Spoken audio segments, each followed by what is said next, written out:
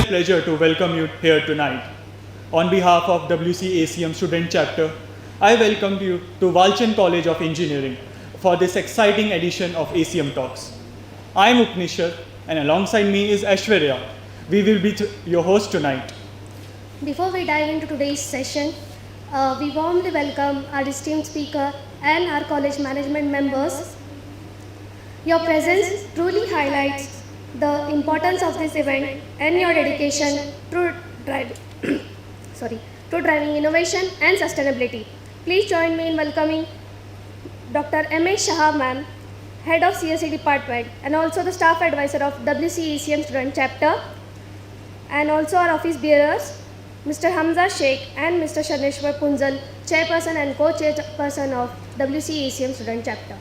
The Association for Computing Machinery, ACM, is the world's largest scientific and educational computing society, is a US-based international learned society for computing. The ACM is an umbrella organization for academic and scholarly interest in computer science. Its motto is advancing computing as a science and profession. The WCE ACM Student Chapter was established by the Department of Computer Science and Engineering at Walchand College of Engineering, Sangli. Our chapter includes passionate students from both undergraduate and postgraduate programs. We host hackathons, research symposiums, boot camps, workshops, coding competitions, technical sessions, and talks by industry experts. For the 8 years, we have been organizing the highly anticipated WC Hackathon. In celebration of International Women's Day, we organize an event named Jagruti. Other notable events of WCE ACM Student Chapter Club are DSA Launchpad, ACM Talks, and the WCE Research Symposium Conference. ACM Talks is a platform where we share innovative ideas, advance knowledge, and build connections. Today we are diving into crucial and timely theme, that is transforming climate challenges into startup opportunities. This theme is more than an open discussion, it's a call for an action. Climate change is a pressing challenge that impacts everything from our air and food to the economies and ecosystems. But these challenges comes with opportunities. As the saying goes, the necessity is mother of invention. Today we will hear from a visionary speaker who is turning environmental challenges into startup opportunities and driving economic growth and promoting sustainability.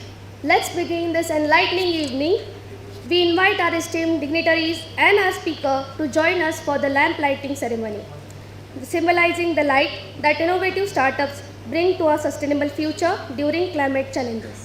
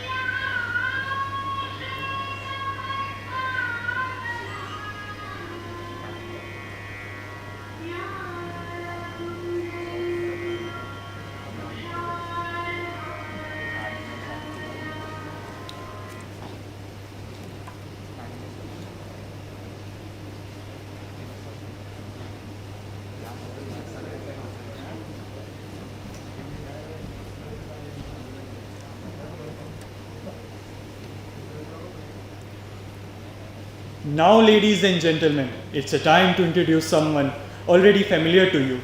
As the Sanskrit phrase goes, Kriya Siddhi Sattve, success in action comes from genuine dedication. This truly embodies his approach and commitment for a sustainable future.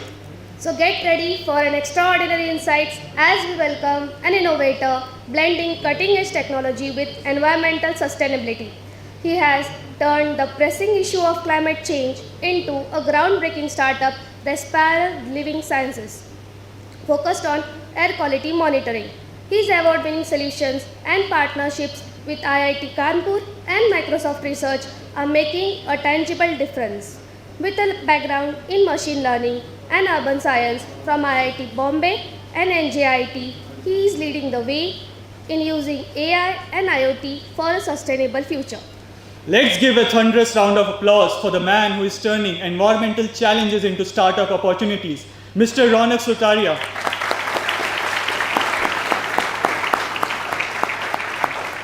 I kindly request Shah ma'am to felicitate our esteemed speaker.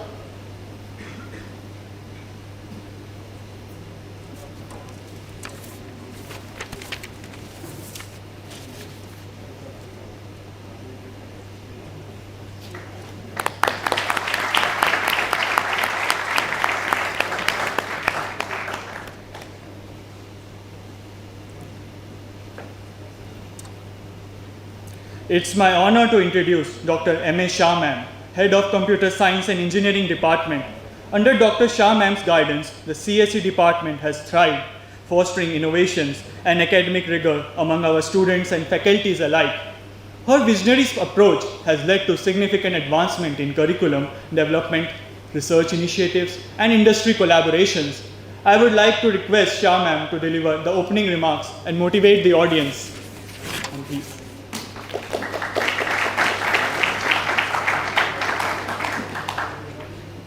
Good evening, one and all. Respected dignitaries on the dais, Mr. Ronak Sutaria, and all my dear students. So, on behalf of CSA department, on behalf of Walchand College of Engineering, I am very thankful to Ronak sir that he has accepted our invitation for a ACM talk, and I am very sure that this talk will ignite you for turning your ideas into a startup. I was talking today with Ronak sir that how ACM chapter is instrumental in having a more innovative approach, developing a research culture, developing a startup culture into the student, and I hope that this today's lecture also will help you to convert your ideas, innovations into a more better approach using a startup.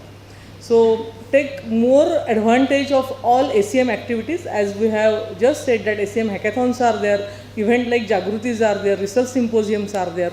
All these events are basically arranged for the students and by the students. We are, as a ACM staff advisor, as a CSA department, work only as a facilitator for you. And of course, the ACM is really a hand-holding for all these academic institutes to give always a best of the industrial experts to a knowledge at a doorstep for every academia. So it's my appeal to all the students to hear to Ronak sir, and most of the messages which are from his talk today will definitely help you to improve upon your knowledge. So thank you very much sir for accepting our invitation, really. Thank you.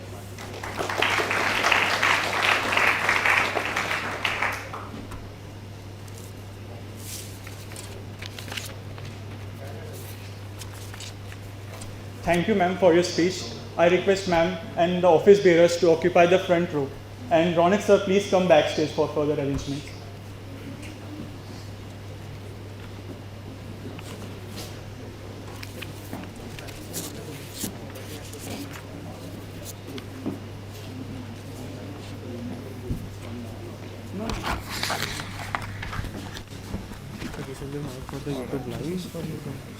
Yeah, you can. Yeah, just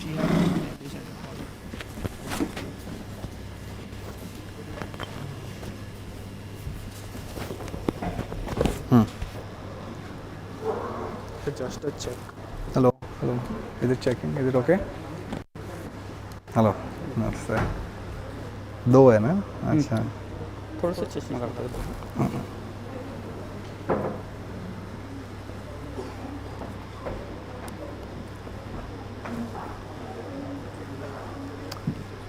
Actually, Hamza, there is one URL you can open later at the end, atlasaq.respirer.in. atlasaq, AQ, one word, atlasaq.respirer.in. Just ask him to open that. Not IN, not IM. IM M. or IN? N for IN. And sir, tell whenever you want to switch, just tell them. ठीक है. Switch the Okay. and I will tell him. ठीक है. And this you can ask him at the end. I'll just show a little bit from this. Okay, sir. And sir, one more thing that just don't go too much front because Okay. you will be All Sir, right. don't go ahead of this. Ahead dance, of that. Fine. because we have to focus. ठीक है. Done. This is okay क्या? इसका ज़रूरत है ना? I guess. This is needed क्या? ये ज़रूरत है क्या लगाने का ऐसा? अच्छा. Because sir, you are not at a dais, so you need a mic. All Else right. you can use that hand mic, whichever is suitable. I think that might be better. This will be a little bit. थोड़ा. yes. The other one I'll keep. Yeah, The yeah. collar mic. Yeah, this will be fine then. This is more convenient. Yes. Yeah. Okay. Okay. Thanks. And now, without further ado, we invite Mr. Ronak Sutaria, sir, to share his insights and vision with us. The stage is yours, sir. All right.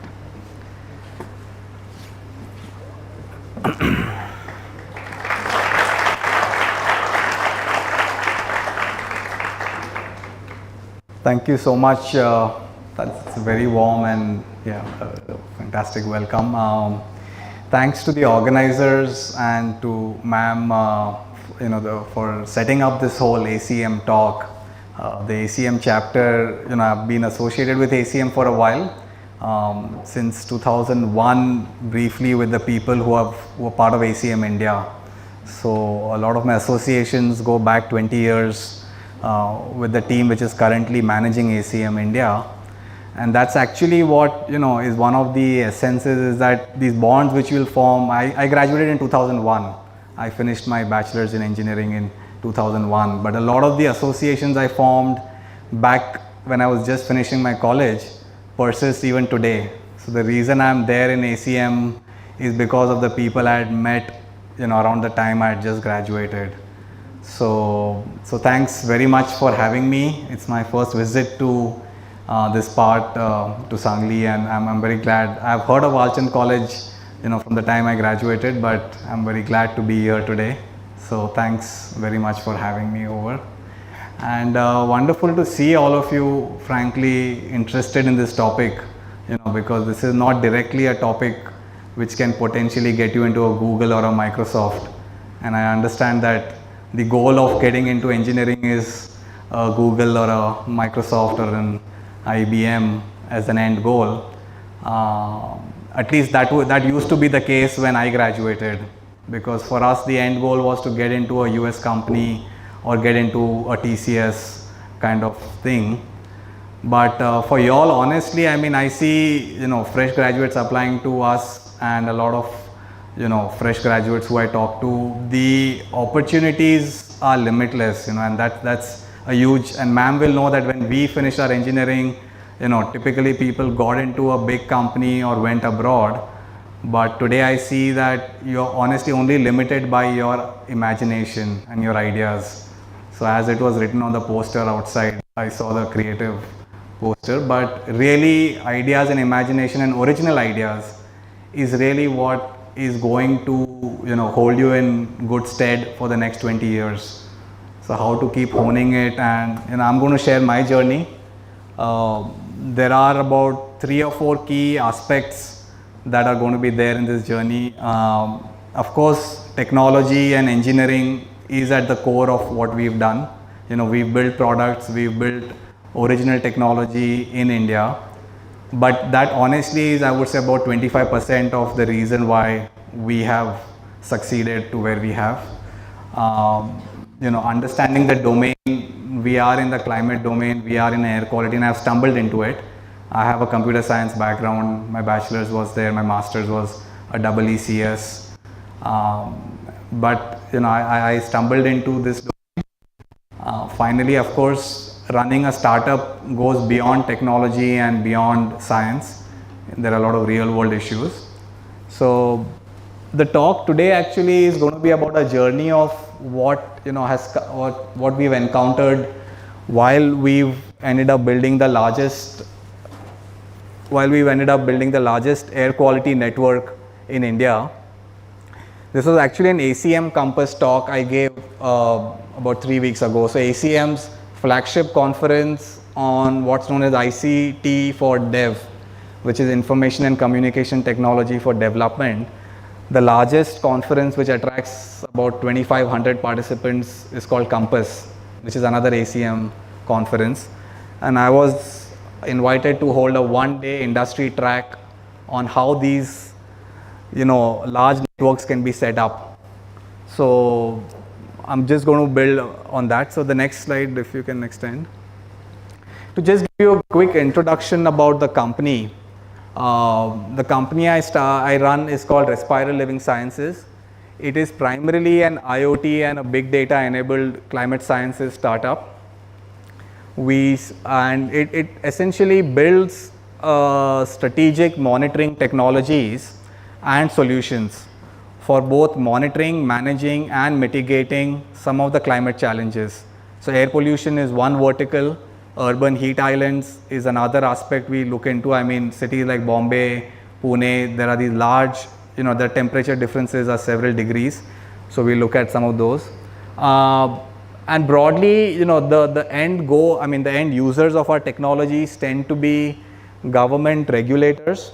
So there are different agencies involved in that. There are aerosol scientists. There are industrial, companies and all. Sustainability researchers, and then of course communities and citizens. So broadly the work we do, we engage with these different kinds of end users, and a lot of it has been supported by government funds, industry funding kind of thing. We've received a few awards along the way. There is a National Startup Award we were a finalist for. We've got the CII and the NASSCOM awards. And we've raised some funding now. So we've received equity funding from the corporate PSU segment in India and from the Ministry of Electronics and IT. So there is some ministry funding to this work also. Next slide. So to broadly just give you an overview of the domain that we've kind of been working in since 2015. We broadly have focused on the air pollution problem in Indian cities. So many of you now, I think, are reading about air pollution. Anybody here has not heard of air pollution as a problem? Or has anybody heard of the term PM 2.5? One person. Anybody else has heard of PM 2.5 AQI? Anybody knows what AQI stands for? Air quality. So just a show of hands, how many people know about or the AQI term? Okay. It's okay to raise hands. I mean, there are no, penalties, or I'm not going to call you over here if you raise your hand. So I just want to get a sense of how many people have heard of the term AQI. So broadly, AQI, have all of you heard of the term Sensex? BSE Sensex? Have futures and options, mutual funds? People are investing, right? Sensex is broadly, it's a consolidated, so the number, what was the Sensex on Friday? Anybody can tell me? What did the markets close at?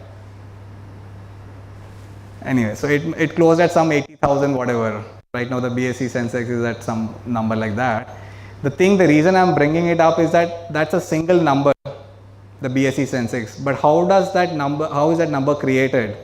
It's not like there is some company which is driving that number.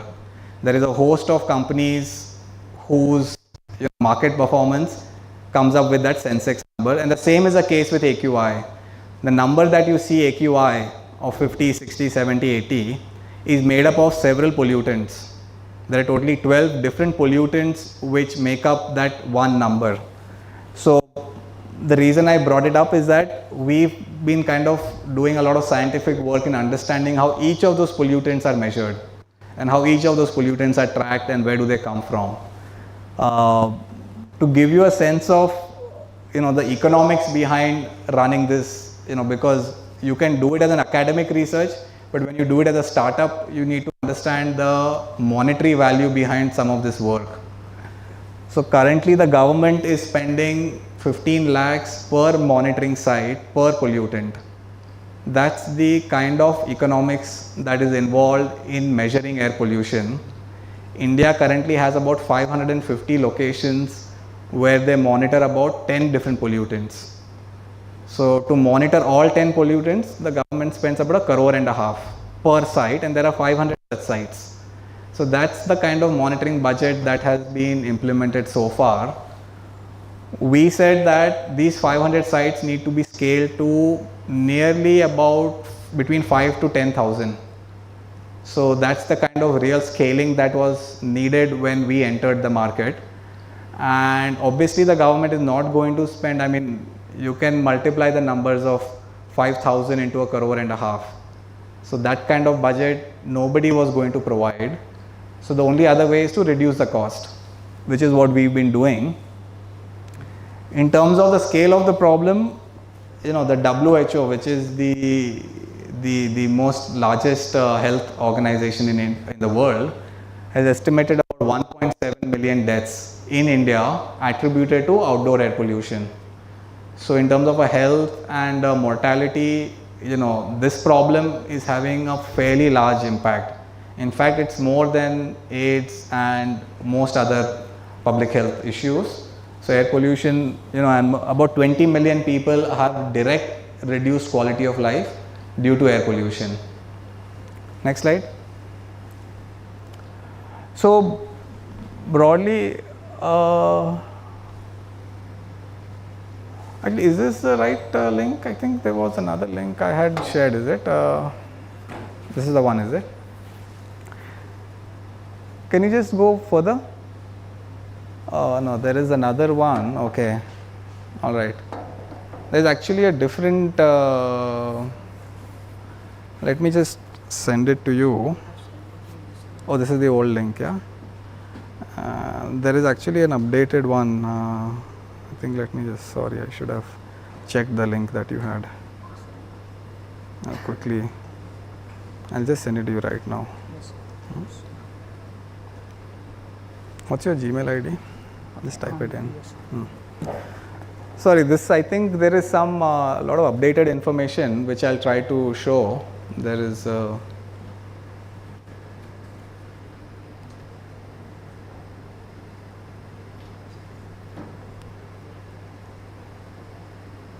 what's your Gmail ID? Just put it in there, yeah. Just send it. 1 second. You should have got it by now. Here we go. Yeah, okay, just if you can open this one.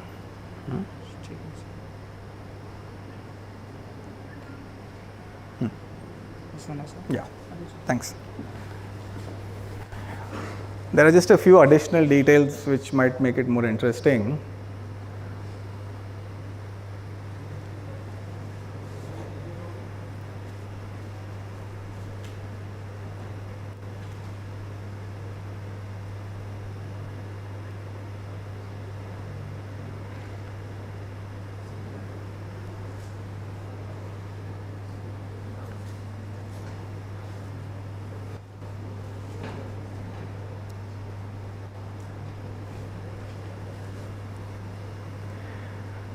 So broadly, what has happened is that the country is running two kinds of air quality monitoring programs. There is something called the National Ambient Monitoring Program, NAMP, which uses a particular kind of monitoring technology. And then there is a continuous ambient air quality monitoring technology, which is, the newer, more high-end technology. So what has happened is the cost involved in running these programs was, like I said, about ₹1.5 crore per monitoring site. So there is a direct opportunity there in terms of if somebody can provide equivalent technology at a reduced cost, then there was a definite interest in that kind of technology. So we started building this because we had seen that there is monitoring technology available which the West had started using. So in terms of the way this happened is, I graduated, like I said, in 2001, and then I started working in the US. I studied in the US from 2004 to 2006, and then I started working in the US, and that's where I got a chance to see some of these technologies. California had already implemented an air quality network in 2010. So there was real-time air quality data. This was done primarily by Nokia and UC Berkeley researchers. And this was the first time I got to see that technology which was built not by a big company, but UC Berkeley students had built it. Okay, yeah, this is good. So broadly what happened is, I just wanted to touch upon what exactly is air pollution, because it's important to know the problem that you're working on. Air pollution actually has been classified carcinogenic.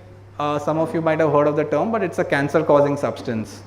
So cigarettes, I think most of you know that it causes cancer.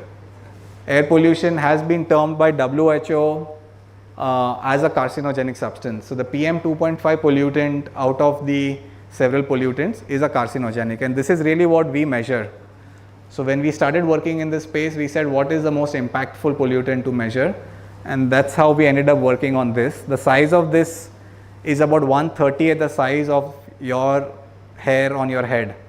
So you hold one strand of your hair, you slice it into 30 parts, and that's the size that we are trying to measure. So that's really the pollutant that we are working with. Next slide. India has a pretty big crisis going on, 39 of the 50 most polluted cities which have been tracked globally are in India. And most of them are in North India.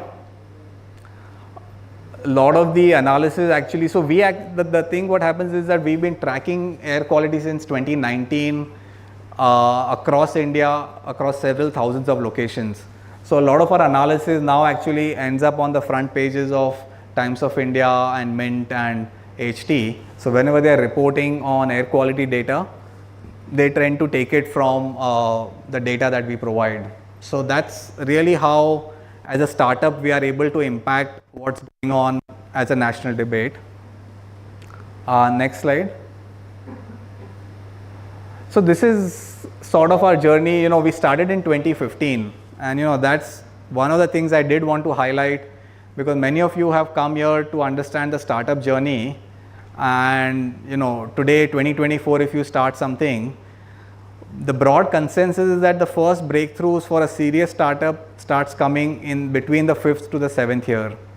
So if you're going to expect that in 24 you start building something, in 26 you will start seeing some revenues coming in.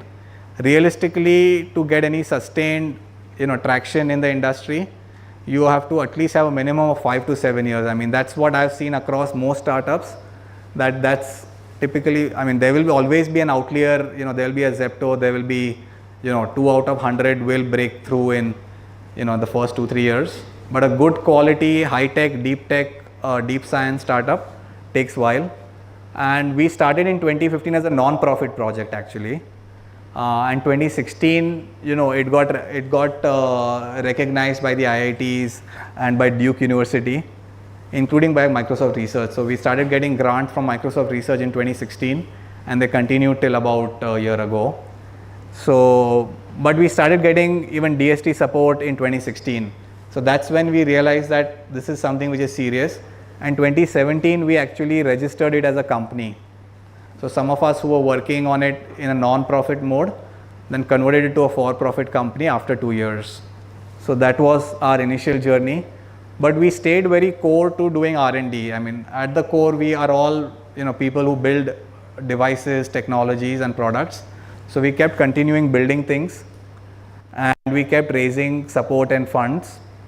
2019 onwards, we started getting customers. So honestly, from 2015 to 2019 was just a phase of building the technology.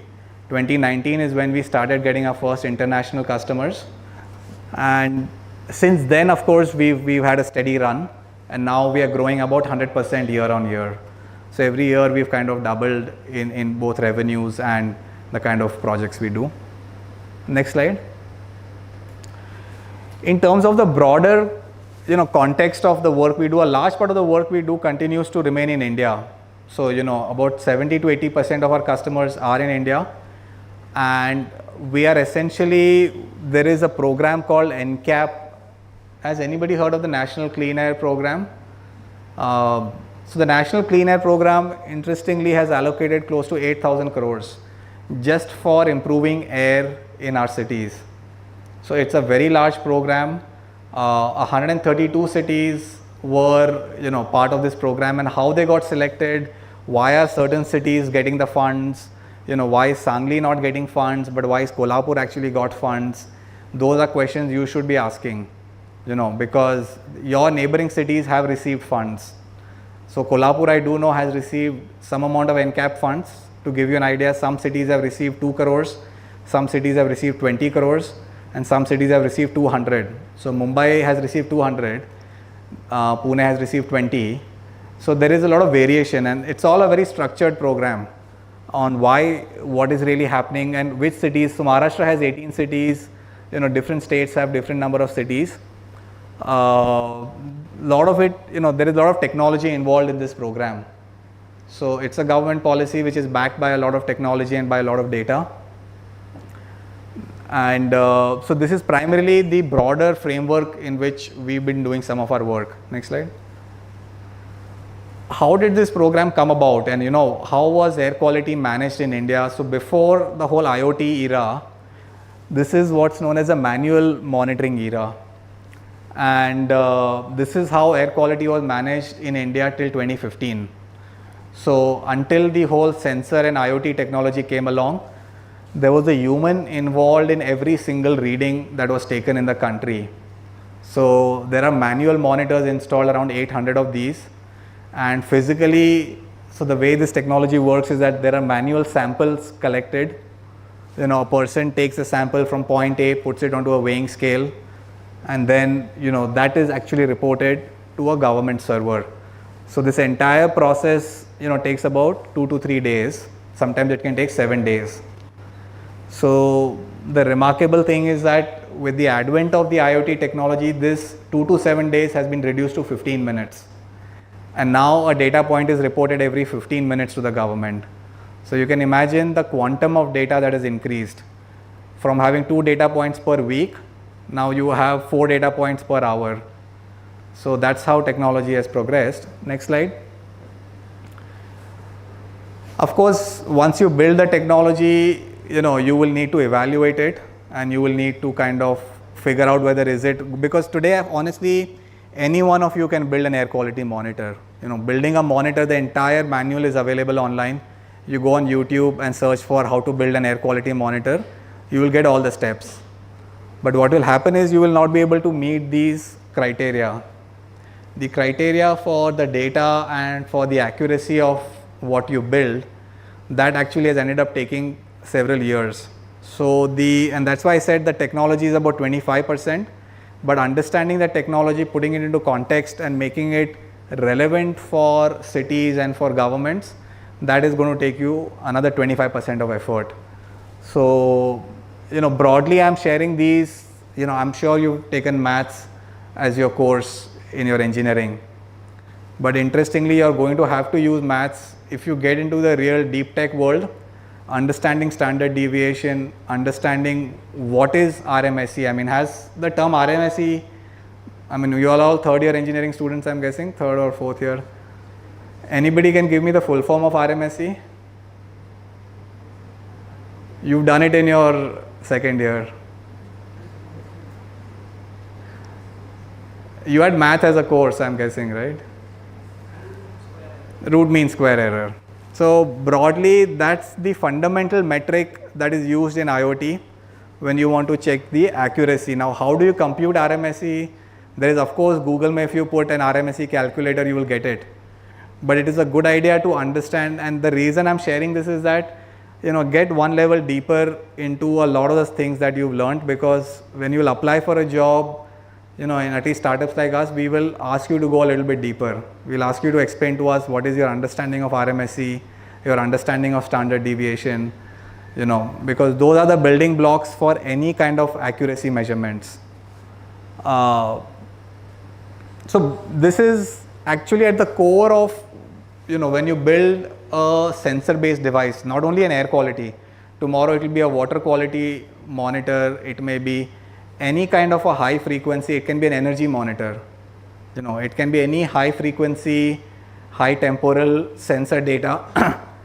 You will have these classical parameters against which you will have to evaluate your data. So that is the next step of building your IoT device, and that is how our technology is also getting evaluated by several government agencies in India. So this is how a typical evaluation chamber looks. These are small, the IoT boxes are very small, but they are typically placed. So these over here that you see are the 1.5 crore equipment which the government tends to buy. We keep our equipment next to it, and then the evaluation is done. Next slide. This is just evaluation, a very similar evaluation which was done by the French government. We had applied, sent our equipment over there, and they have now published the results, and we've got rated pretty high on several parameters. So similar to the Indian government, the French government is also evaluating a lot of these things. Next slide. In Bangalore, actually Google has funded a similar evaluation.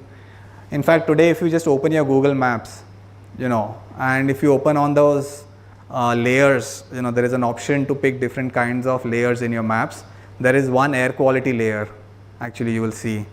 And along with the traffic data, now you can also see the air quality data in your region. So tomorrow when you go out to rent a home, you can first check the air quality, how it is, in location A versus location B versus location C while you are renting. So price is now no more the only driving factor. People are going to check for air quality, water supply, all of those things are becoming important.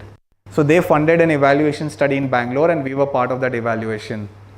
Again, like I said, R squares, RMSEs are the parameters. So it's a good idea for you all to, know these things in detail.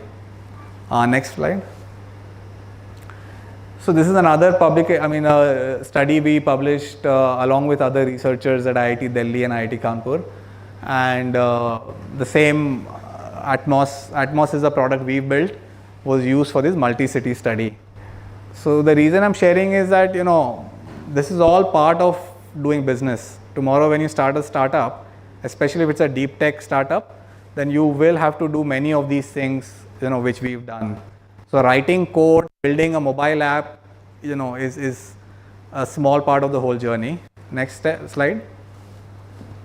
South Africa actually had done a similar evaluation. So just sharing that, but this was, and these are all things which you will have to engage.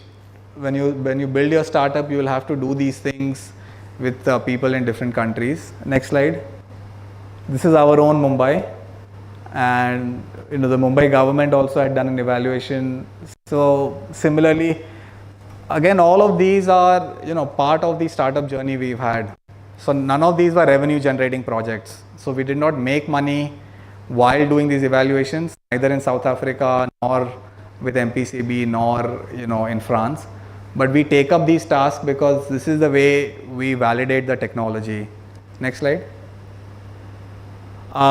This is a sanctioned project, to show you how evaluations are done at scale. So this is in Kanpur. There's a test bed where 1400 devices have been tested. So out of which 700 were from Respirer, and all of those, the equipment which you see over here in the middle is the imported US equipment, and all of the equipment you see around is the equipment built in Pune. So we are competing with stuff which is being built from abroad and evaluating it using those parameters which I shared with you earlier, the R squares, the RMSEs and all. Next slide. This is some more evaluations. Next slide. You can skip this. So, broadly I shared those slides, because just to share with you the journey of what is involved once you get into IoT. Because you would think IoT is taking an Arduino board, taking a sensor, putting the wires, reading the data. But actually IoT is this evaluation, frankly, that's what it ends up being. This is another live project which we've done in Bangalore. Number of stakeholders are involved, and this is next slide. Smart city, I think most of you have heard of smart cities, and ultimately what is happening in smart cities is they're installing all these kind of technologies. So we were part of one of the projects in Jammu where they installed. Now interestingly, we become part of tenders also. So they mention specific technologies. Next slide. Now Surat, actually, you can go back to the previous one, is one of the first corporations in India which has integrated, air quality sensor technology into the government portal. So data from, technology like Respirer is now officially there on the Surat municipal .gov.in portal, where the citizens could directly go and look at the data from the air quality monitors which we had built and refer to it, download long-term data to analyze it and things like that. So it's now becoming part of the whole framework which the government uses. Next one. This was a research project. So this is more, a project which we did with IIT Kanpur, IISc. We were the industry partner, and this is something which, I would suggest that you all as Walchand students, or even, you all as a startup, you should try to work with other institutes, take on, development projects from them, which are funded by the government. Next one. This is broadly the kind of technologies, that are involved in a single device. So it's more of an abstract drawing, but there are sensors, most of you have heard of sensors. So there are sensors involved. There is communication technology. IoT, most of you are familiar with, right? You've heard of the term IoT, right? So IoT essentially has sensors, it has data transmission, it has power and battery technologies. There is a big data server involved which collects all the data. There are machine learning algorithms which will, improve the data, do corrections on it. And then you have APIs which will make it accessible. So this broadly is what an IoT stack will look like, at a conceptual level. So this is what we implemented in one of the projects we had from the DST. Next slide. PMUI was another project we had done.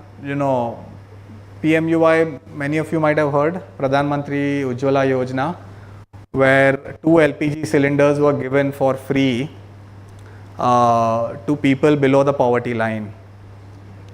Now, there was a whole evaluation done on several districts of India where PMUI has been implemented and where PMUI has not been implemented, to understand what is the entire village level impact of air quality.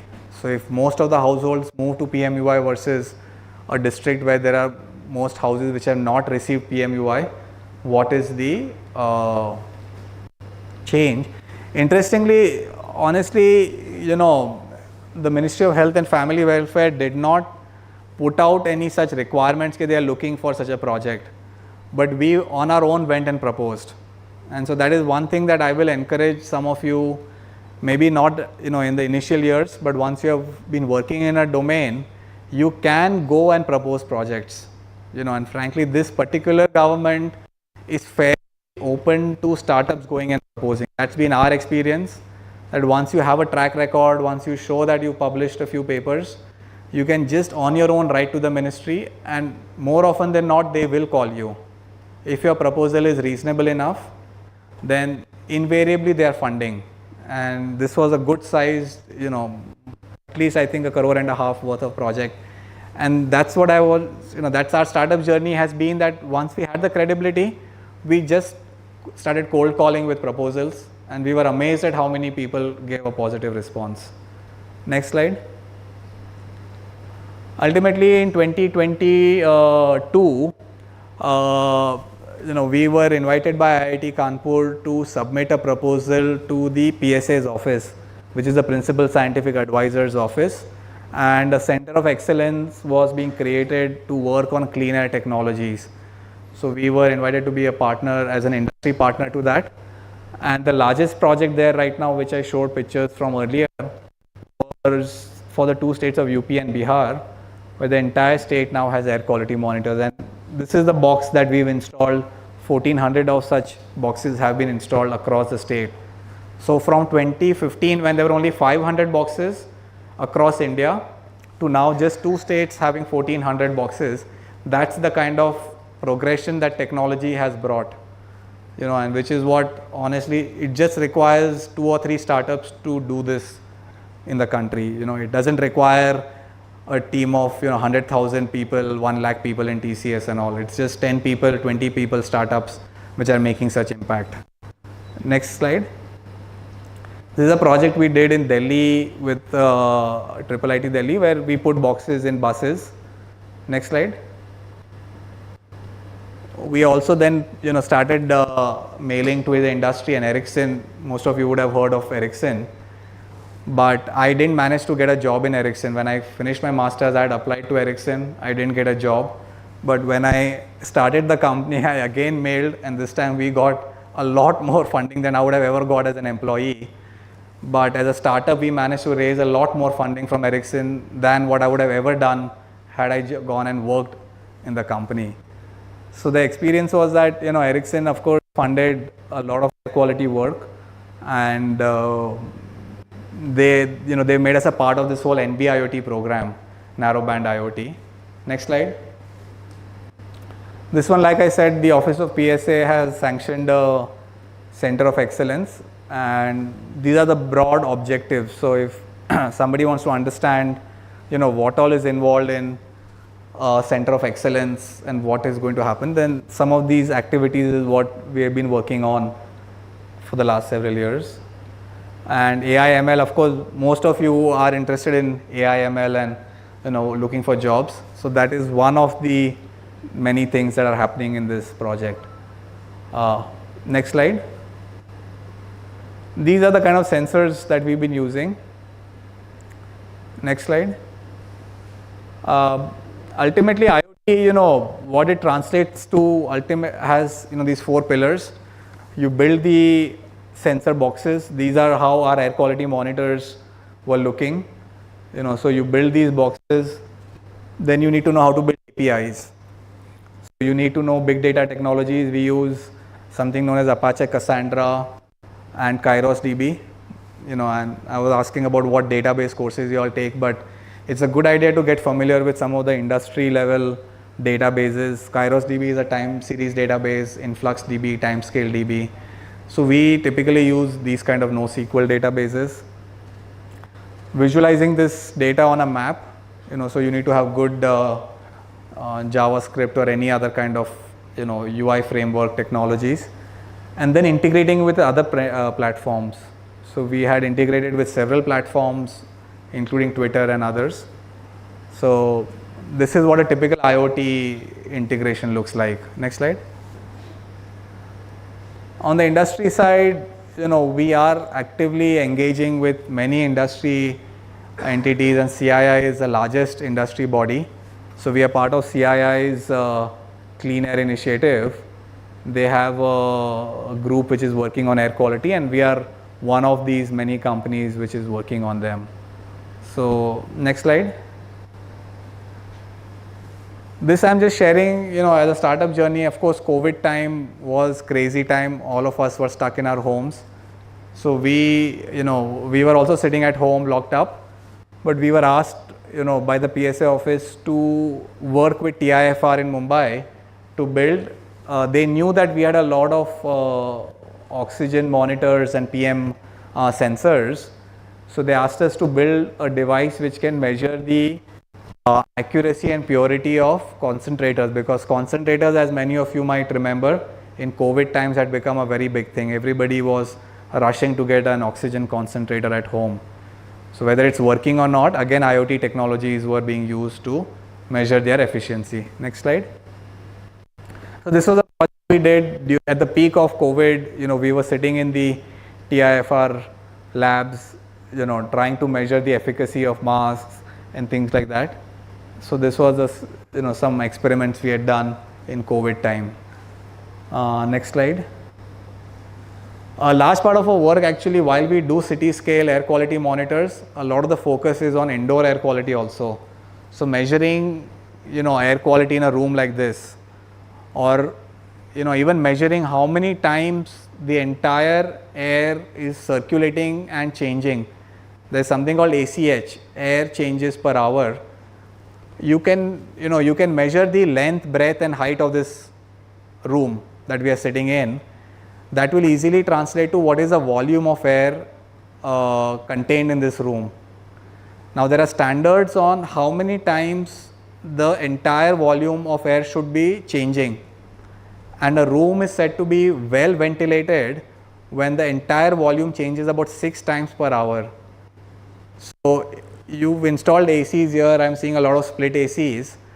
The question is the split ACs able to circulate the air as quickly as it's needed? So there are standards, just like you have health standards, you have energy standards, you have air standards also, which will tell you whether the air you are breathing is actually clean or not, or you are just breathing each other's germs.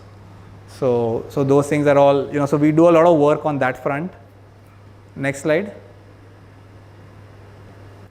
Along the way, we've received awards. We got a CII award, there was a NASSCOM award, and there is this Josh Talks award, National Startup Awards. Next slide. Yeah, we have various partners we work with, and that's one of the big things is, honestly, as engineers, we are not designed to fundamentally work with other people, but once you move into a startup, your fundamental thing will be to work with others, because you yourself are not going to be able to solve the whole problem. So your ability, your social skills, your ability to take people along is as important as your ability to score good on a Python or a data structures exam. Next slide.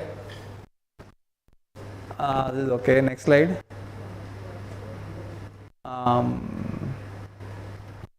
Next slide. Actually, this is about the PSA, the Atman project, which is happening, and there are multiple objectives. So if somebody is interested, I'll go deeper into any of these. Next slide. Again, these are all location sites. Next slide.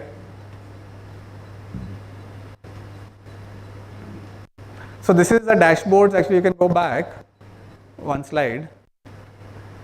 So this is the dashboards which are being used by the Bihar governments to track now air pollution across the state. So earlier there was literally not more than 10 monitoring sites, and now you can see each one of them is a monitoring site over here. There are totally 516 monitoring sites in Bihar. Next slide.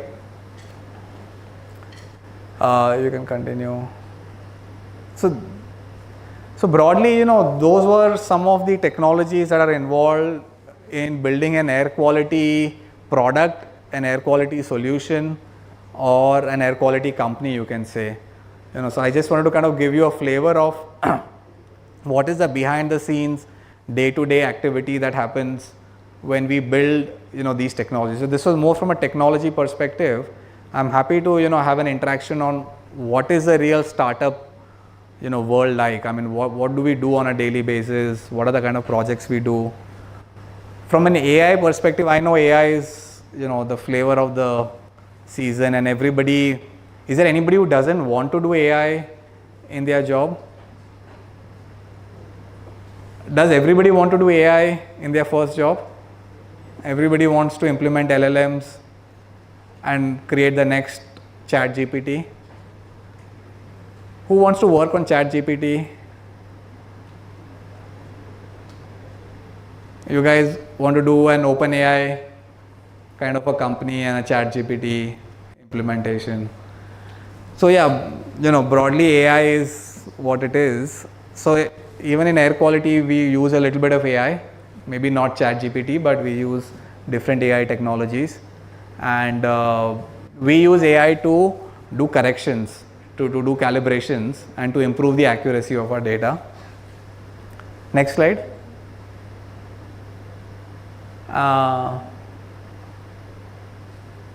But yeah, these are, if somebody is interested in what exactly is the AI application in this technology, I'll be happy to go over some of the different applications.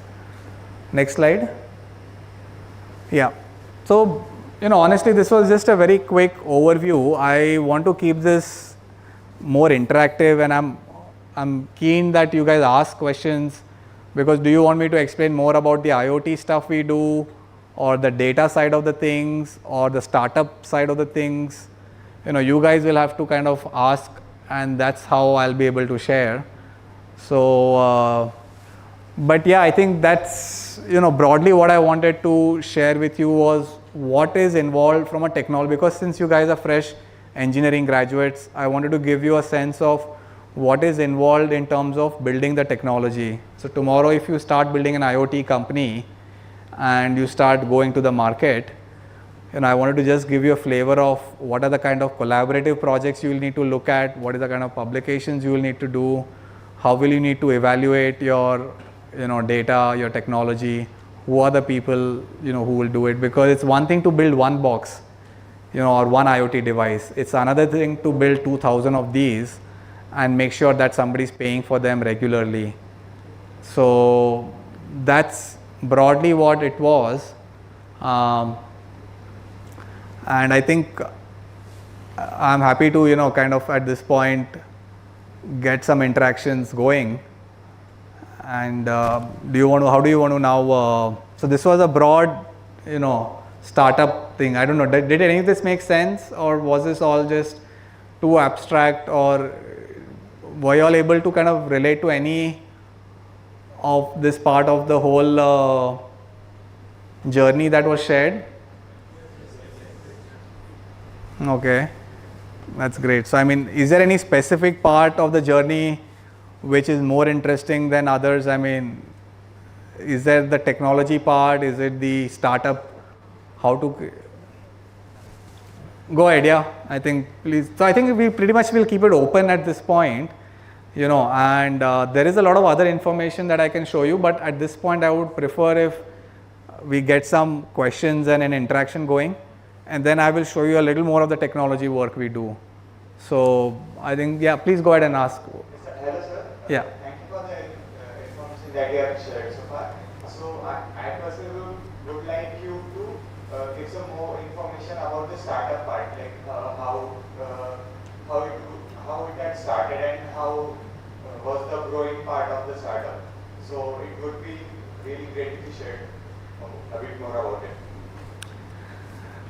That's a great question, and I'm happy to talk about it. Honestly, I tried 2 times before. Finally, when I registered the company in 2017, but before that I had tried twice to make a startup. In 2010, I had come back from the US and I wanted to build an agricultural startup.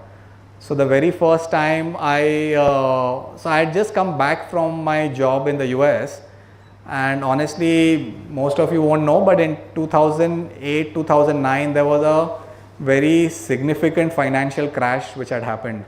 What's known as the Lehman Brothers the real estate, market had completely collapsed. And I used to work in the financial sector, so in the banking, securities, software divisions, and I lost my job. So in 2009, I lost my job. I came back in 2010. And in 2010, I tried creating my first startup, which was going to be around agricultural sensors and precision irrigation. So now the big mistake I made over there, and I will share with you, because I tried to build all the technology in-house. So in 2010, we started with trying to build sensors which will measure the wetness of leaves. So I started reading all the research papers on how is leaf wetness measured, and I started looking for how to build a sensor. And that was a big mistake I made. I spent money also, but time in building a sensor in-house. And after 6 months of trying it, I realized that it's not possible to build a sensor. And by then, there was a lot of pressure on earning salary. So I went back to the job market and I got myself a job. So I joined Mindtree, which is a very nice company. Now it's become LTI Mindtree. Some of you might have heard of it. But so I used to, be part of the IoT division in Mindtree. But that was the first startup, attempt I made. Again, 2015, I made another startup attempt. And that time also I had gone back to the agricultural domain. And I started scaling the same ideas again. But in parallel, I built some air quality monitors also. And what ended up happening is that we got funded for the air quality monitors. So even though I had spent, a good 9 months on the agricultural product, we didn't manage to raise funds. But something that I spent literally a few weeks on, we managed to get funded for. And that is what you will need to keep in mind, is that there is no real, magic formula that you will build something and somebody will fund it. You have to keep trying, keep trying. If the first time it doesn't happen, the second time, third time, what people will look for is persistence and consistency. If they see that this guy is at it, for 1 year, 2 years, they will come around and support it. But if they see that you're coming, trying to sell them something in 3 weeks, and it's not working and you're jumping into the next thing, then they'll realize that this is, somebody who's like a butterfly who's going to jump to the next topic, and they will not fund it. So in terms of my experience, it was really by chance that I got funded into air quality. I really was never planning to get into air quality. I wanted to build an agricultural startup, and for whatever reason it didn't happen. The main lesson actually for me from the startup thing is I actually raised funds from a journalist, not even from a financial investor, not even from the government, not even from a big industrialist. The very first set of funds I got was from a journalist who used to work in TV18, who used to basically run CNBC TV18, India Spend karke, Govind. So the main message here is that, you cannot predict, the conventional ways of where you may receive funds from, where you may receive your first customer from. It's very hard to predict. So, you will need to go out and you will have to pitch and you will have to keep talking about, you need a lot of conviction in your own idea. I was convinced that air quality monitoring needs to be done in India. How to do it, who will fund it, I had no idea. But I was very clear that it is something which should be done. So if you're doing a startup, your own conviction and belief needs to be very solid, and it should be based on, very solid principles. I mean, it should not just be that, okay, I want to build an app, because I feel, it'll make life easier if I can just, do XYZ on the mobile phone. So yeah, I mean, that's so broadly in terms of how I ended up. I think there were 2-3 things which worked for me. One is I knew how to build the technology. So when I was going to people, I could explain it to the greatest of the detail what it will take to build it. So your basics need to be strong. Tomorrow, if you are building a GIS solution, your understanding of GIS needs to be solid. You can't fake it. Faking will honestly not work. PPTs, I have made PPTs, but ultimately nobody is going to fund based on PPTs. I had to show him a working device. Secondly, I was speaking to a large variety of people. So go outside your comfort zone. If you're only going to talk to engineers, it will be very limiting. Most of the success I have found is when I have interacted with people from, from the commerce background, from the arts background, from media, journalism, English literature, go across the board, because honestly today projects are succeeding only when they have interdepartmental collaborations. The government is not going to fund if you show everybody from the same department. They want to see that you have at least 3 or 4 or 5 different people. So make friends with people from other departments, work with them on projects, because until you don't execute a project, the guy may be the nicest person, but if he can't meet deadlines, if he can't do work in a defined budget, then there is no point, doing a large project with someone. So get to know your people. I mean, most of the people I leaned on were people I had either studied with or worked with. So your network in your college right now at WCE or wherever you go is going to be your network which you will work with. So, look outside, and you are in a great college. You're in a college where there are several departments. So make it a point to connect with people from all the departments, because when you will start your company, you're going to need people from every single department. That I can assure you. We hire people, we have chemistry majors, we have English literature people, we have people who have media and journalism background, and they all get paid the same. So once it clicked, I kind of stayed at it. I didn't keep switching domains. So that was what our initial 2015 to 2017 was. Since 2017, of course, it's become a for-profit, so we're having quite a trajectory over there. But still, we are now about 24, 25 people. Majority are engineers, but now we are constantly experimenting. I mean, we have a stable product, which we've sold thousands of boxes of, but we keep trying to build new products. So we continuously are working on new development also. Yeah.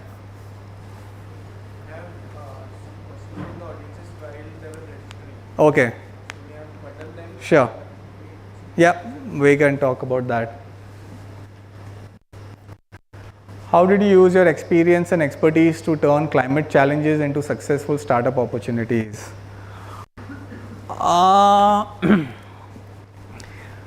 See, I think in terms of climate challenges, air pollution, when I started in 2015, honestly, we started in December of 2014 is when we started building the technology. It was still not such a big topic. I think I kind of stumbled into air pollution because my master's thesis actually was about a nationwide sensor network. So the way I saw it is that what is the technology which can be implemented on a nationwide scale, and air quality was one of those. So at one level, I kind of came from the technology perspective that I wanted to build something which was large scale, nationwide, which will have millions of users. I think how did I convert that, turn the climate challenge into this? If I have to summarize it in one sentence, it will be that I worked with a variety of collaborators, a variety of people from very different domains, honestly, because our source of funds, our revenue has come from several different segments. We actually supply this technology to small communities. There are healthcare workers in Jharkhand and in the mining belt of India, which have implemented our technology. There are high-end communities in defense colony in New Delhi, which have bought the exact same monitors which the workers of the mining in Jharkhand are buying. So I think one of the things that has happened for us is that we've had the ability to engage with a wide cross-section of customer base, and that was fundamental to our belief that we wanted to democratize technology. We wanted to make the same technology available to somebody living in Kolaba or South Delhi versus somebody living in a rural, or almost a slum in Dharavi. So that same 10,000 rupees, or whatever X amount, the accuracy of data should be available to the wealthiest of the people and the most backward people. But broadly, I think if I have to answer this question, it will be that engaging with a wide cross section of people. Don't limit yourself to just a small section of people who have, programming and computer science background or EE background. Talk about your, idea to 20, 30, 50 people, because who out of that is going to connect with it, you will not know. But once you have a strong belief, then, and you'll have to practice pitching your idea. So that's broadly, I think what happened to me is that I was interacting with a lot of different people and one of them actually worked out. So So that I think probably is how I would answer this. The other is, persistence. I mean, I started playing around with the ideas in 2010 and finally it saw light of day in 2015. In between, I did take up a job for 5 years, but yeah, I mean, persistence is another key. Hello. Yeah. So I want to ask you one question. Yeah. So in wastewater industry, the same technology is available, and we have to put the treated wastewater in the tank, and then they will check, those sensor will check the COD, VOD, and pH. Correct. But what people used to do, they add directly clean water Yeah. in the tank, and they are misusing this practice. Yeah. Is it happen with this your sensors and all those things? It Be possible. absolutely, I mean, and tampering of data or tampering of the test case. In your case, what you're saying is, supposing you built this device to test the BOD, COD in wastewater, but the industry will just, use it on a clean water when the checking is happening. Now, yes, it happens in air quality also. In fact, it's very well documented that when levels are very high, they actually turn off the monitors in air quality. Like in Diwali nights, lot of monitors stop recording data. So when you're checking the month's average, you would have conveniently eliminated the worst, which will be the Diwali night. So you just say the monitor was not working, so the whole month's average will come down. So that is definitely a problem, and in STP also, in wastewater, that I can imagine will be a problem. I think the way to address that, is essentially to have a very large network.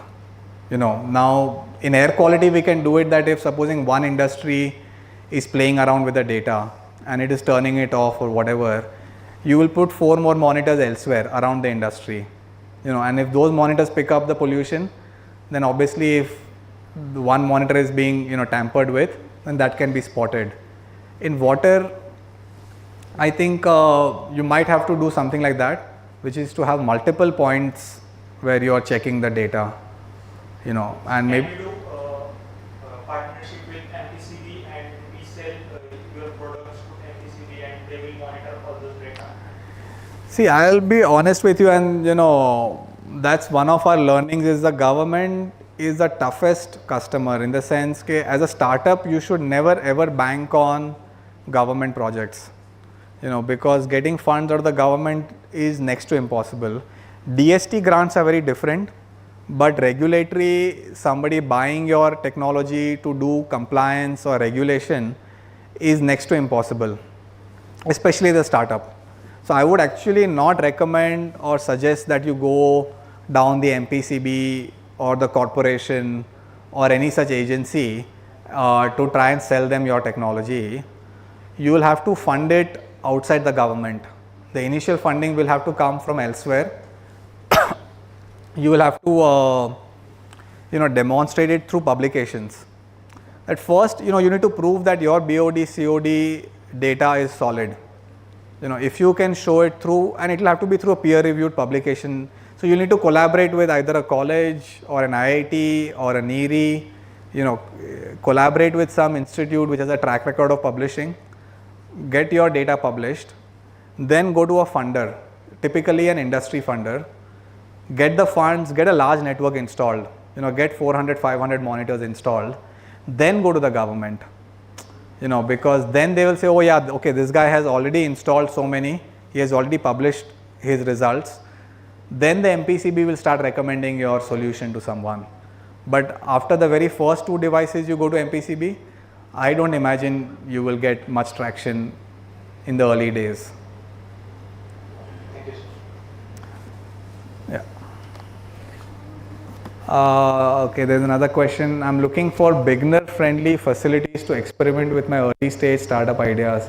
Can you recommend any affordable options for reliable, widely accepted readings? So I think the person is looking for a facility as in what, an incubator, or is he looking for reading material? Sorry? References for reading, is it? Okay.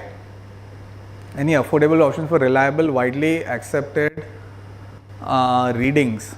I'm not exactly clear what the person is trying to ask, but so they are looking for a startup idea, okay, early stage startup ideas and beginner friendly facilities to so I think if you're looking for where to experiment with your early stage ideas, I mean there are startup incubators. I mean we are part of something called Venture Center in Pune, which is a CSIR funded incubator. I think you all also of course have one incubator over here in your campus, but if you want to read about some beginner friendly material, I mean I think more than reading you will need to interact with people. I mean honestly I don't recall having read any manual. I mean I don't have a business background, I don't have any startup background. I have a bachelor's in engineering, I have a master's in engineering, and I've done a few years of PhD also in a technical and a scientific domain. So I really don't have any business or a startup experience, but I think I learnt all of it by interacting with people who were running companies. So I think, I mean I can say that interact with a lot of startup folks. I mean there is something called a SUS mafia. If you are looking for climate focused, sustainability focused startups, there is a community some of us are part of called susmafia.org. There are two organizations which I'll highlight. There is something called Leap Cities, leap-cities.org and susmafia.org. Both of these are a community of startup founders specifically working on data, technology and things which are going to impact sustainability and cities. So probably I think those two resources will give you a lot of information on whom to interact with. There are a lot of successful startup people over there. Which sectors are experiencing the most significant impact from climate change and how can startups intervene? I would broadly say from my own experience, I mean there probably is a very large agricultural and rural sector where there must be a lot of climate related impact happening, and which is what even I initially started thinking of exploring, but I realized that I'm a city born person. Sorry, I'm just going to have a little water break. So just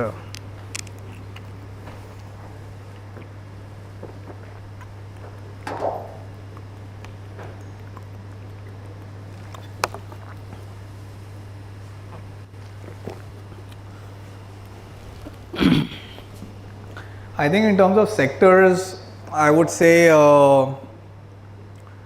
typically city related, urban city related sectors. Air quality of course is like a vertical, water is another. So air and water are two sectors which actually are having a lot of innovation going on. Water includes wastewater.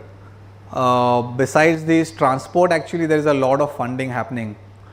So basically how to increase public transport, how to improve low emission transport, sustainability in transport. Transport is a very large sector. In fact, if I have to broadly look at the different sectors in climate change, I would say, air, water, transport, and the fourth one will be what is known as the built environment. So buildings, how do you make buildings more efficient? How do you improve energy efficiency in buildings, either a residential building or a corporate building? And the fifth would be food actually. So if I have to pick 5 sectors which are looking like they are going to have the maximum impact, food also is actually undergoing a lot of innovation. Circular food economy and how to reduce the carbon footprint of transporting food around. So there is a lot of work that I know is getting funded in making food more sustainable. Water attracts a lot of funds always. Transport attracts a lot of funds. The built environment attracts a lot of funds, and air is attracting a lot of funds. So broadly, these could be called the 5 sectors in the climate change domain. Excuse me, sir. Yeah. First of all, good evening, and thank you for your wonderful time explaining all your startup ideas and everything. I had a question regarding the ML side of this startup, like how machine learning plays very significant role in your startup. So there are several places where we are using machine learning technologies. All those calibration, all those validation studies you saw, where we put our equipment next to the reference equipment. Typically the way we build accuracy in our data is through different calibration techniques. Like if you heard of random forest, random forest is a machine learning technology which is used for calibration.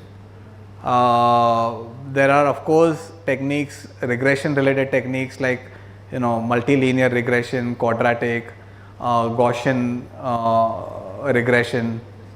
So broadly, machine learning is used for things like for interpolation. Supposing we have 20 monitors in the whole of Sangli. Now can I still estimate the PM, the air quality levels at a per square kilometer level, even if I don't have a monitor in a particular location? Supposing I have a monitor at the college and then I have a monitor at your home, which may be 2 kilometers away, but can I still interpolate the AQI level between the two places? So that is also another way machine learning is used. They are using these things known as Gaussian techniques to estimate interpolation. Then you do predictions. Machine learning is used for predicting what will be tomorrow's air quality level. And there are a lot of patterns. There are a lot of very regular temporal patterns that are followed by air quality, and then you have all these parameters which are impacting the air quality. So if it is a Sunday, then obviously there is going to be no traffic, so then air quality has to be predicted in a particular way. But if it is Monday morning, then it has to be predicted in a different way. So predictive algorithms uses a lot of ML, interpolation uses ML, calibration uses ML, even understanding the emissions inventory and the reasons why the levels are what they are, and attributing air quality to certain sources uses ML. So AI ML is definitely used. These are all the different places that we use ML on a daily basis. Thank you. What are some climate change challenges or problems created by industries that remain unresolved and could potentially be solved by IoT based devices? So this is actually a pretty good question. Frankly, industries are both the source of the pollution and they are going to be the solution to the pollution problem, because industries actually have a lot of financial resources to fix the problem. So, in several regions, one of the largest sources of pollution tends to be burning of coal. So the reason why our PMUI project was funded is because the entire Indo-Gangetic region, majority of people are still using coal and wood that they collect to cook their daily meals, to heat the water that they are taking the bath with. So I think over here everybody is using gas. You just turn on the stove and cook your food. But most of India doesn't do that. Most of India still burns coal to cook their food. And all of that coal creates huge amounts of pollution. So now, what can the industry do? It needs to do a lot. And industry honestly is doing very, very little. The reason is that, the compliance, it just does enough for what compliance is needed for. In terms of what can they do, small scale industries will play a big role, but they can voluntarily, and probably bodies like CII is an association, just like ACM. ACM brings together all the computer science professionals. CII does the same for the industries. So all of us are part of a particular CII body. Now, these bodies need to come up with standards. So today, you all have invited me, and why have you not invited somebody else?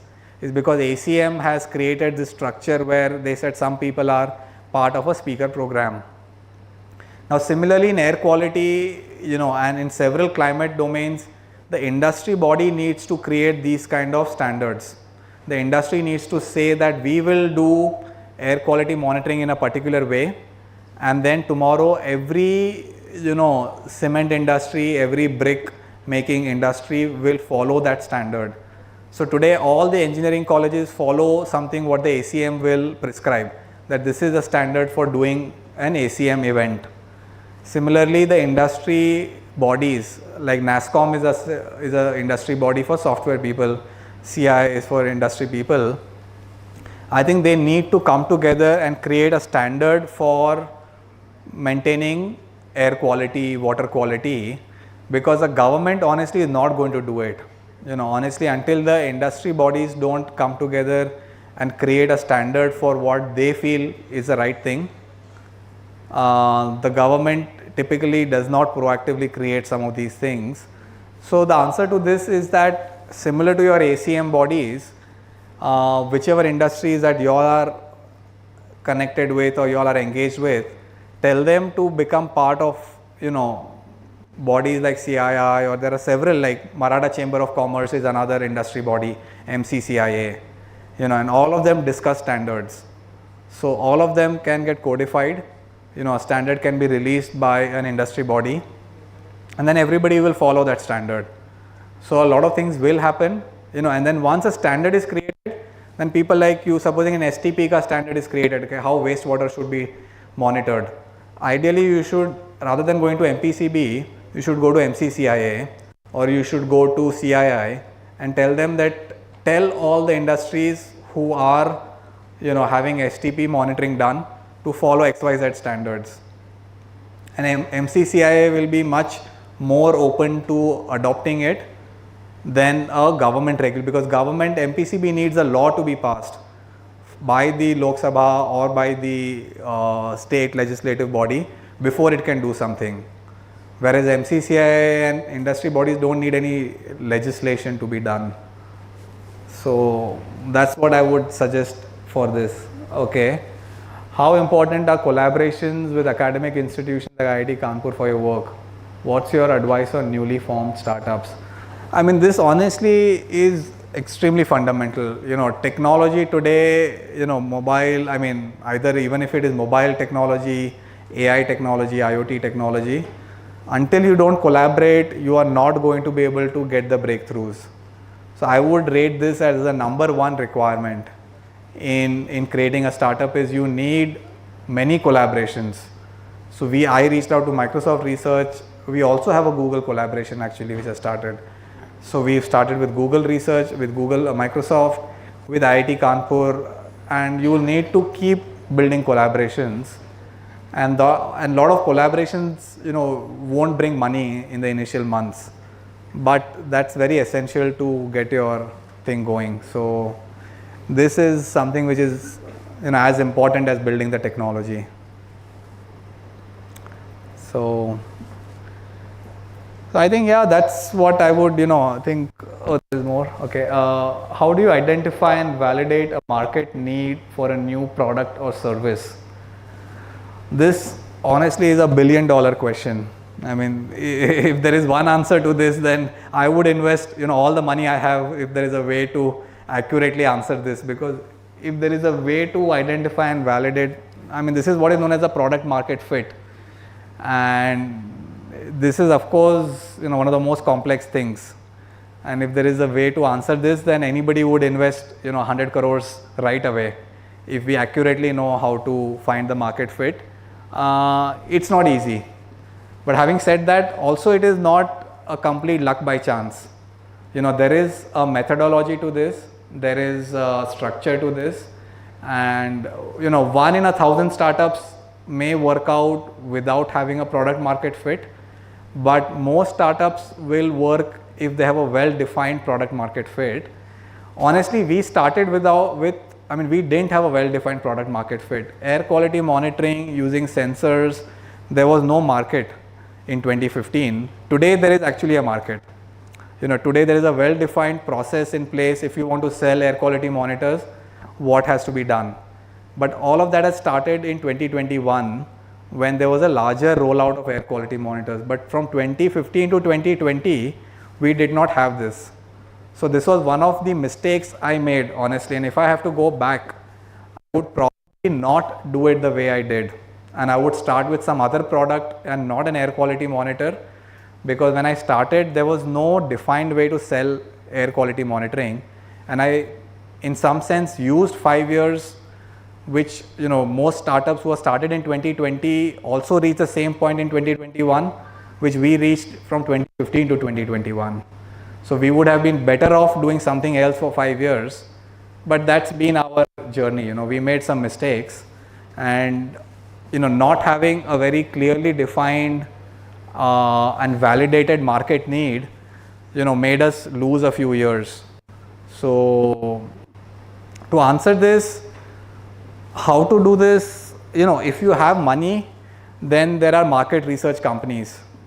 So you take your idea. Market research companies are not cheap. They will charge you between 5 lakhs to 10 lakhs to validate an idea. So upfront they will say, okay, give us 5 lakhs, then we will validate whether your idea has a market or not. Most ideas will not have that initial 5 lakhs available. So in the absence of having a budget to do a market research, you will have to try and sell it yourself. You will have to go door to door, literally. Not physically door to door, but send emails, make phone calls, do video calls, pitch your idea, and try to sell it to potential end users, not to investors. I would honestly say, and this is something which I'll say, is don't waste your time with investors. We never approached a single investor in our 7-year journey. In the 6th year, we started getting emails from investors asking us that they want to invest. So my suggestion is that investors 99% of the times are a waste of time. I'm not saying 100%, there may be 1 or 2 investors who are very good, but broadly what I've seen and from what I've seen from friends, companies, is that they waste your time more than make it productive. So be very, very careful about wasting your time in what you are doing. Build the product, sell it. That's really the way to pitch it. But be very, very careful whom you are selling to. The very first customers we got was IIT Kanpur, and they were an excellent, partner for us. They gave us enough time to make mistakes and correct the mistakes. So you need a paying customer, but you also need a paying customer who is going to give you time to correct your mistakes. Because you will make mistakes. It's impossible that you will get your product right in the first shot. But be very careful about the customers you get early on, because if they are the type who will take up a lot of your time, then you will be we gave a lot of time to our first 5 customers, but all of them, supported us significantly. So be very, very selective in whom you are selling your first round of, products to. Excuse me, sir. Yep. So my question is, if one wants to build a tech startup, then in the initial stages, what can be the major factors to take care of to build a successful startup? See, one of the things, and I'll share with you, I was also sharing over lunch with some of the students that, I built my startup after I graduated in 2001, I built it in 2015 technically. I had a 14-year experience. Startup, honestly, may not be everybody's cup of tea at an initial stage. Startups by default are extremely chaotic, and they are very stressful. because once a customer will pay you 10,000 rupees, he has a license to call you 24/7. Because as soon as you sold your product to the first customer, charged him 10,000 rupees, 20,000 rupees, you've given him a license to call you any hour of the day or night. And that is what you will need to be prepared for. So my suggestion is that do startups.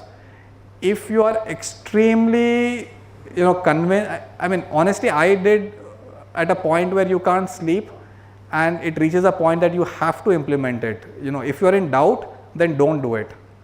If you are going back and forth whether karna hai, nahi karna hai, then probably not doing is better, because until you reach a point that you cannot, there is no option but to do a startup, is at the time when you should do it, because you will pay a very big price. Startups that succeed, of course, are very exciting. They will come in your story and this news and that news and all, but there is a huge price to be paid in terms of your time and mental peace, especially if your product is working partially. But sorry, your question you said was, can you repeat it again? Like major factors, like you said, collaboration is also important for a startup. Like, what are the other factors? I would say your startup, the factors are, one is of course the core idea. If it is around technology, it can be a service also. We are all engineers, so our default is to build a technology product. But you could, just create a startup around cleaning homes. That's a service. It doesn't need technology.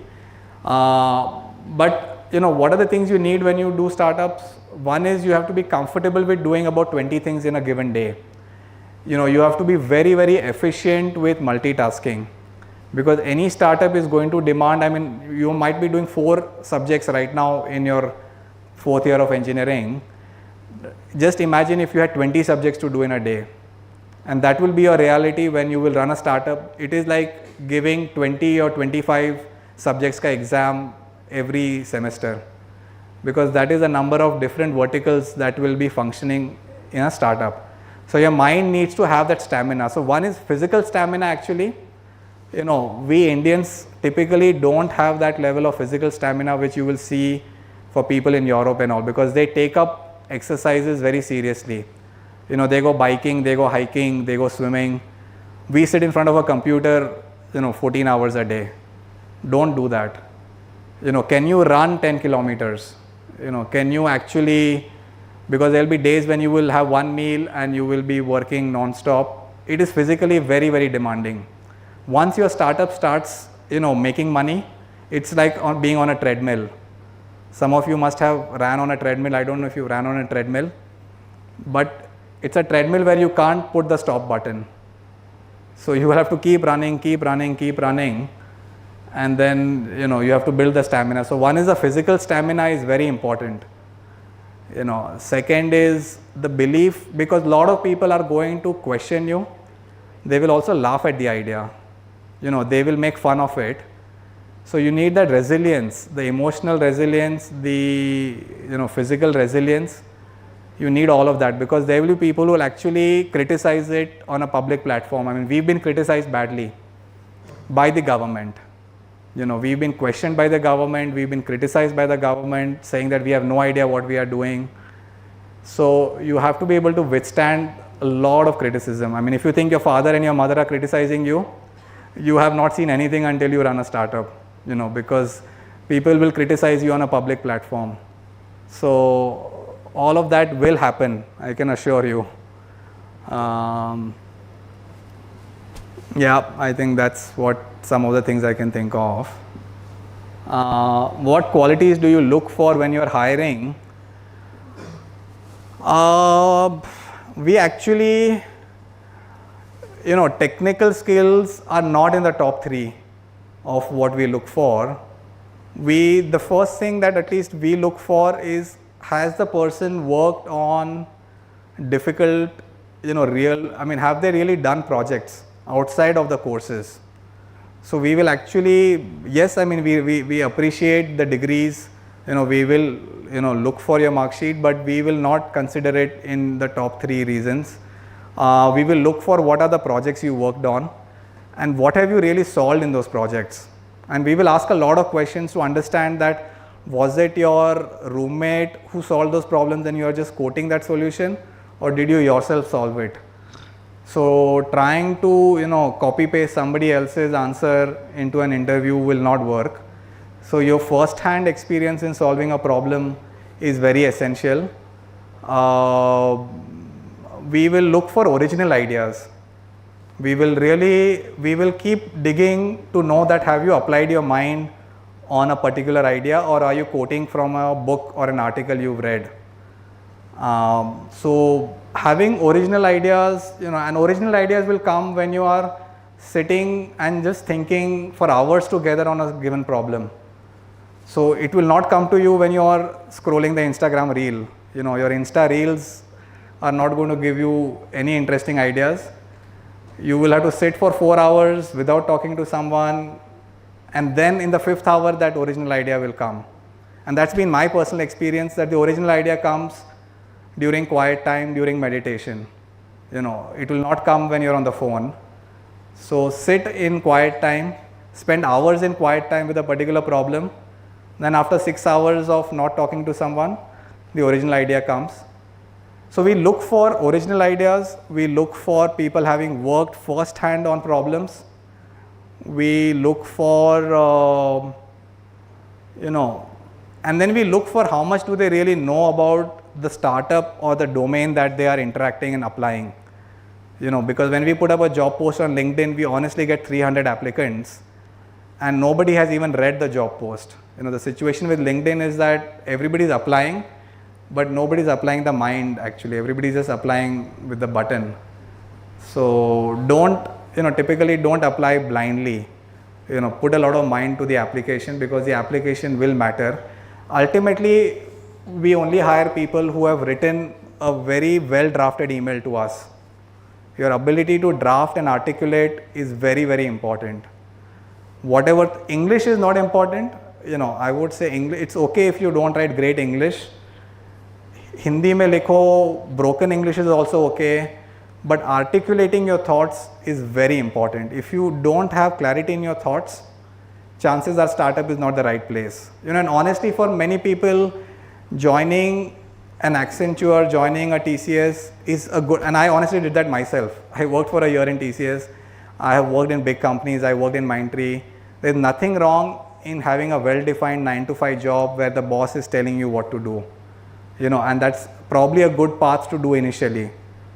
But once you reach a point where the idea is boiling in your mind a lot, that is the time you should pursue startups. So sometimes startups may not be the right path out of college. Spend time, go into the industry, learn how to work with people. Startups are always going to be there. They are a fun place, they are exciting. They are like being on a roller coaster. But do it at the right time, don't do it too soon.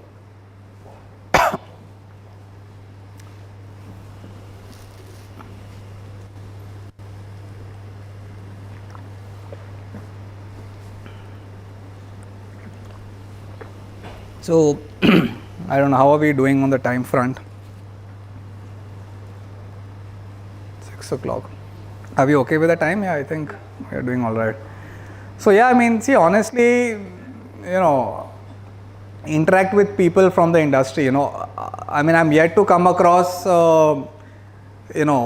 academic professors in IITs or in the industry. If you send them a mail, they will always reply, Just proactively, I used to keep emailing a lot of people. When I had an air quality idea, I must have sent out about 150 emails, before it managed to get somewhere. Send a lot of emails, send a lot of communication. And otherwise, work on interesting problems. One thing is, don't just, go do regular 9-to-5 following things. That will not get you very far. You will have to keep reinventing, keep defining the job. These days, honestly, the best employees are the ones who will come in and say, okay, this should be what the job description should look like. Rather than the company defining the job profile. I have come across some very, very sharp candidates who will come and say, okay, we will define what we are going to do in your company. And I'm like, that is actually pretty remarkable. I really like it when somebody has done enough research to come and give me a list of 20 things that they think they should be doing in mind. They may be wrong, but at least it tells me that he's applied the mind. He or she has spent the time thinking, okay, what is it? So if you want to really work in a startup, just send an email to the CEO saying that I want to do these 20 things in your company. Believe me, you will get a position, at least as an intern, initially. So, and internships are the best way. I mean, some of our best employees have come through internships. So, we take internships very, very seriously. I think that's pretty much all I wanted to share. I think my email and, feel free to write to me if you have any questions. I'm always happy to interact and discuss.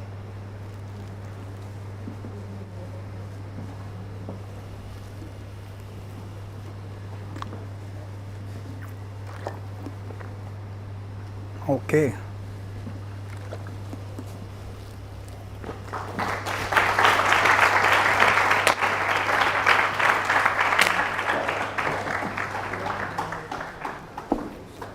ठीक है? Okay.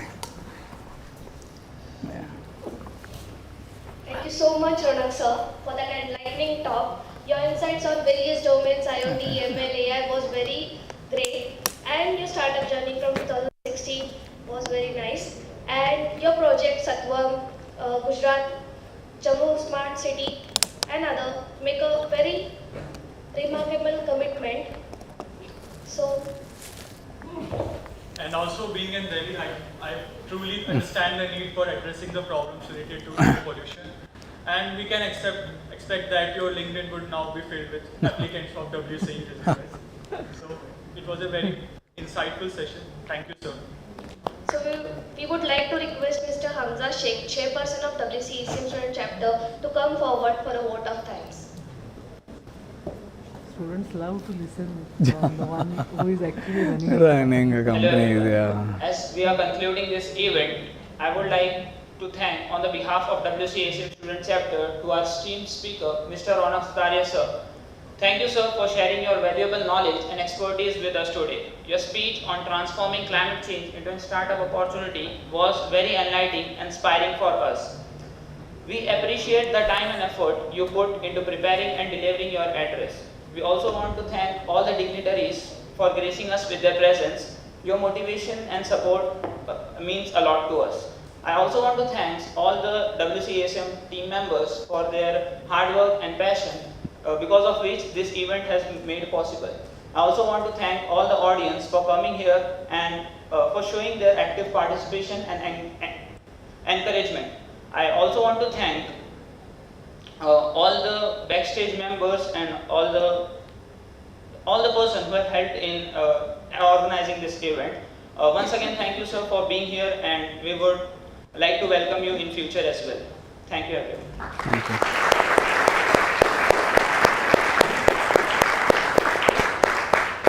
So I would like to request Shah ma'am to present a token of appreciation to Mr. Ronak Sutaria sir.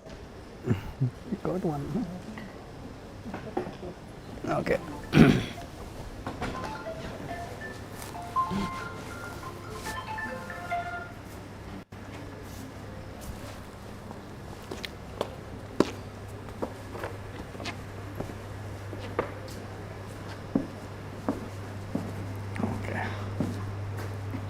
This Thank is you. for you from All WCE. right. Thank you so much. Thank you.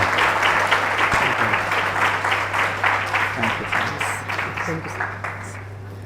We would like to request Shah ma'am and Ronak sir to please be on the stage. We are Okay. All And I right. conclude that the session is officially. Thank you. Thank you for your presence.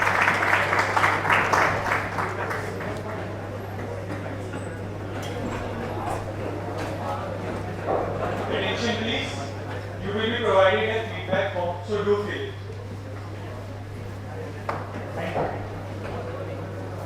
Very well organized. Your students are. I request all the main board Yeah. members. That is actually the strength of WCE. Yeah. Very good They at organize organizing. Very well. Very well. Only you have to give us some kind of facility Ah. to organize it. But very Right nice. from hackathon Yeah. to everything research symposium they arrange. I'm quite